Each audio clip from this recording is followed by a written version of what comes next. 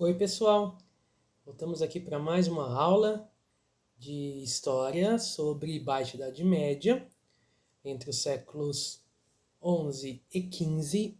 E nessa aula de hoje, a aula 7 da nossa apostila do terceiro ano, nós vamos falar sobre a formação das monarquias nacionais, esse processo longo e intenso, e sobre a crise que vai assolar a Europa entre os séculos 14 e 15. Sendo assim, nos falta mais uma aula para falar sobre as monarquias nacionais ibéricas para completar a Baixa Idade Média. Vamos lá para a aula de hoje, que a gente tem que focar um pouquinho em algumas questões bem importantes. Primeiro de tudo, a gente vai falar de formação das monarquias nacionais. Importante entender que o que a gente está falando é de como aqueles reis medievais, com características associadas aos pactos de suzerania e vassalagem, vão aos poucos conseguir concentrar tanto poder que suas dinastias, que eram domínios locais ou relativamente pequenos, se tornam domínios nacionais. Como é que a gente faz isso? Obviamente, isso não aconteceu do dia para a noite, de uma hora de repente. Isso teve um processo todo. Então vamos entender. Primeiro de tudo, o cenário. Bom, o atrito entre os nobres dentro da Europa era evidente, né? E esse atrito entre os nobres acabou fazendo com que o poder local, então de guerras feudais, por exemplo, levasse a uma concentração de poder na figura do rei. Por quê? Quanto mais conflitos locais tivesse, esse clima de estabilidade se formasse, mais seria necessário uma concentração de poderes na figura de alguém que conseguisse legitimar um domínio e acalmar os ânimos, criar leis, regras, enfim, para esses lugares. Então vamos pensar o seguinte: territórios todos divididos com vários senhores feudais em conflito, disputando terras e tal, prestígio, essa coisa toda. E aí, figuras que começam a se destacar, ou por uma aproximação com o Papa, ou pelos ganhos que consegue via o movimento das cruzadas, enfim, essas figuras de maior importância que vão acabar concentrando nas suas mãos a representação de maior autoridade, eles vão se fortalecendo. E vão ser daí que vão brotar esses reis, então, nesse processo longo de construção do poder mesmo deles. Bom, dito isso, é importante entender que esse cenário também vai ser um cenário de rebeliões camponesas. A gente vai ver mais para frente com detalhe. Causava um certo temor nessa nobreza essas rebeliões camponesas. E quando essas figuras de liderança, esses reis, acabam ajudando a reprimir esses movimentos, eles conseguem, na verdade, um prestígio ainda maior, né? Sem falar que surgia a burguesia, que não se encaixava naquele molde feudal, com uma série de pretensões com relação ao comércio, e que via na figura do rei uma chance de ter seus interesses econômicos bem vistos. E é por isso que a gente pode falar de uma certa aliança entre burguesia e poder real. Não significa que a burguesia vai toda bobinha aceitar o que o rei quer, mas significa que ela, na verdade, enxerga uma boa possibilidade de reforçar seus interesses comerciais. De que forma? Com um rei ficava mais fácil padronizar as moedas e as cobranças de impostos. Dessa forma, para um burguês que tinha que trazer produtos de outros lugares, fazer circular e tal, se dentro de um limite de Estado a moeda fosse a mesma, não tivesse impostos para cada transição de feudo, isso facilitaria demais o comércio e, consequentemente, os ganhos. Por sua vez, cobrando pedágios dentro dos territórios apenas, com impostos maiores e tal, mas só nas fronteiras, o rei garantia uma entrada de dinheiro bem interessante que serviu para militarizar, então pagar soldados e mais futuramente como exércitos nacionais, e também criar uma rede administrativa. E aqui está um lance interessante. Vai ser na nobreza que o rei vai pescar esses membros para trabalharem para o governo. Então, olha só. A burguesia acabava financiando, de certa forma, em troca do seu maior lucro também com a estabilidade que o rei oferecia, uma militarização, uma administração que passava a ser uma administração altamente voltada para a nobreza. Dessa forma, apesar do poder econômico, a burguesia ganhava benefícios, mas não tinha um poder político de fato influente, coisa que a gente vai ver mais à frente, lá na Revolução Francesa, que vai ser uma das demandas mais que incomodam a burguesia. Muito bem, entendido esse cenário, a gente vai falar agora de um caso específico, que é o caso da monarquia inglesa. O caso da Inglaterra é bem curioso, porque a Inglaterra ela era uma heptarquia anglo-saxã. Por volta aí do século VIII, mais ou menos, a gente pode dizer que existiam 7 reinos formados por antigas tribos anglo-saxãs. Esses 7 reinos moravam, então, na região inglesa. Wessex, Sussex, East Anglia, Reino da Mércia, Nortúmbria, enfim. 7 reinos que compunham essa heptarquia anglo-saxã. Diante de algumas invasões dinamarqueses, noruegueses, o rei de Wessex, rei Alfredo, consegue comandar um processo de unificação da região, criando o que é chamado de Inglaterra. Na língua dos anglos, significa terra dos anglos. Muito bem, acontece que o domínio de Wessex ali, então, formando essa Inglaterra, vai durar até 1066, quando Guilherme I, o conquistador lá da região da Normandia, consegue conquistar o território, vencendo então essa unidade anglo-saxã. A partir daí, o domínio passa a ficar sob o controle então dessa dinastia, desse grupo que vinha da região da Normandia.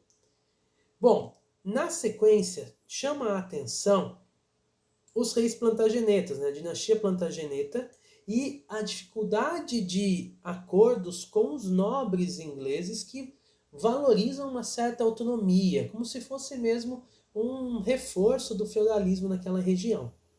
Os reis plantagenetas vão ter como nomes importantes, por exemplo, Ricardo Coração de Leão, que vai morrer retornando para a Inglaterra depois de uma cruzada, e o irmão dele, João Sem Terra, que vai assumir o trono inglês. O termo sem terra, obviamente, vem dessa ideia de que ele era o segundo filho e tal.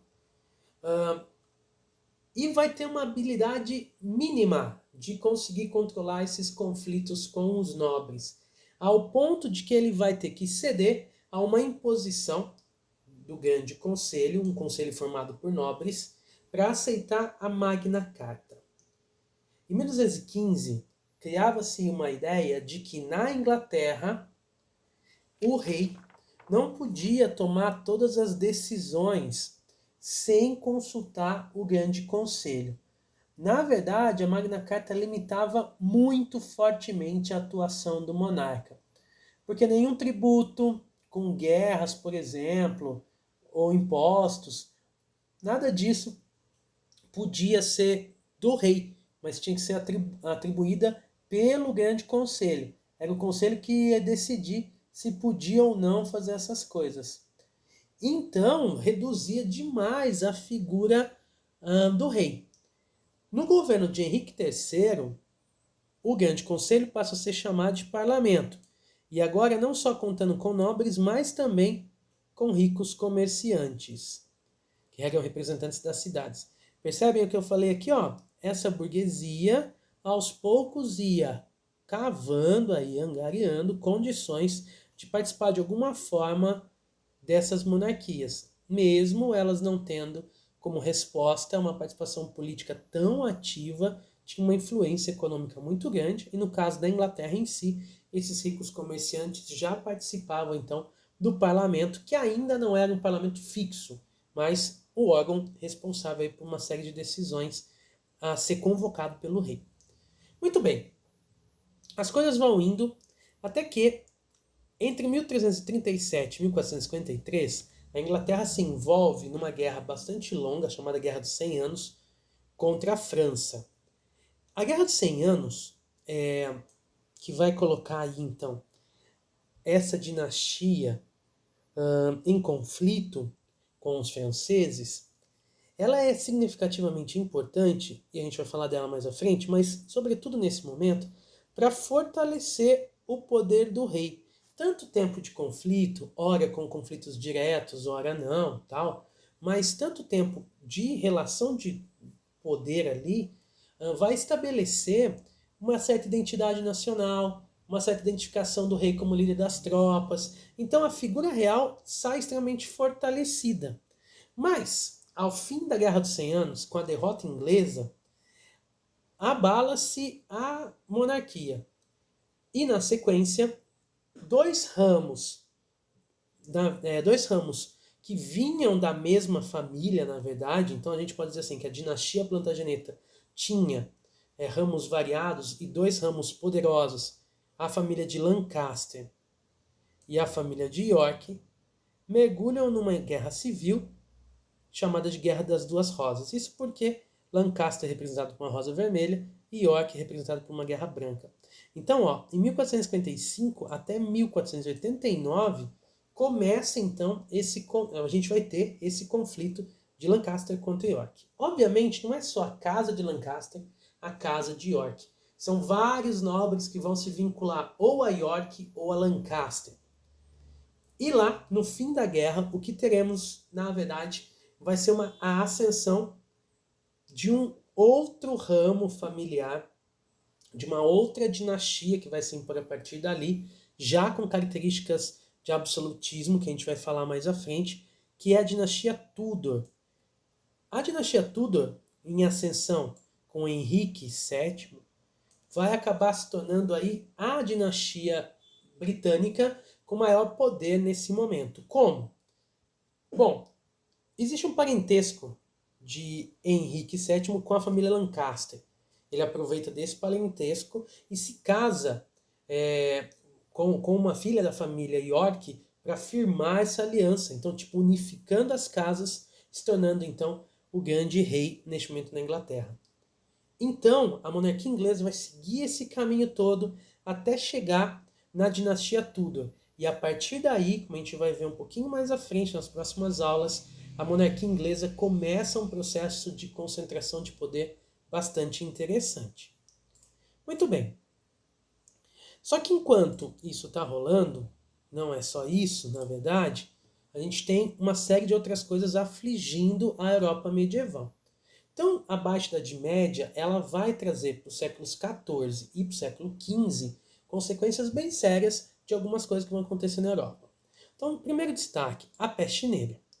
A peste negra, também é conhecida como peste bubônica, trazida para a Europa no século XIV por navios genoveses, possivelmente, que navegavam no Mar Negro, e ela é marcante porque ela é transmitida pela pulga do rato urbano.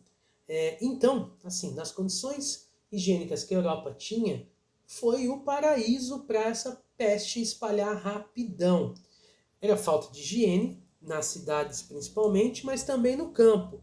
E é o que vai acontecer. Isso vai se espalhar muito rápido, muito, é super contagioso, e aí, de repente, muita gente está doente. A igreja vai tratar de dizer logo que a peste é a condenação de Deus e coisa assim.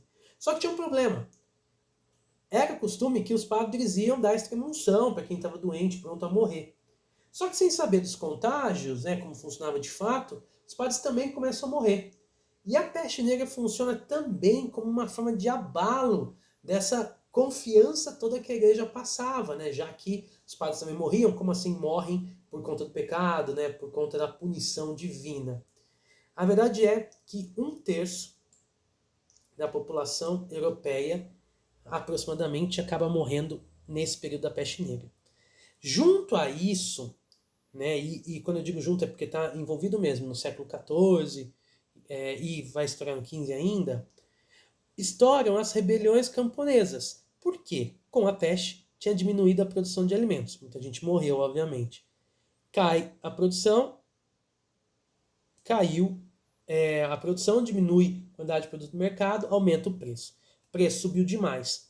Os nobres, tentando passar os custos dessa crise para os pobres, acabam ativando leis, conjuntos legais, de tabelar o salário muito baixo. Então, essas leis de imposição faziam com que os pobres ganhassem muito pouco em uma situação de preços altíssimos. A situação era terrível e beirava aí uma loucura de fome, realmente. Então começam a estourar revoltas camponesas. Em Flandres, entre 323 e 328, por exemplo, 5.000 revoltosos vão tentar atacar nobres e tal. A rebelião acaba terminando com o massacre dessa galera. Em 358, estouram as Jacqueries na França, e as Jacqueries levam cerca de 20.000 camponeses invadindo casas, né, castelos, tentando saquear estoques, atacando nobres e tal. E na Inglaterra, a revolta de Waterloo, em 381, nesse mesmo rumo, de revoltas pelo desespero da fome, da pobreza causada. Em todas elas, teve uma forte participação dos reis de reprimir, dando assim mais poderes para esse rei frente às dificuldades que os nobres estavam passando, ou seja, concentrando ainda mais o poder nessa figura dos reis. E a gente chama a atenção aqui, para terminar, com a Guerra dos 100 Anos. A Guerra dos 100 Anos é a última grande guerra feudal, uma das maiores delas, inclusive.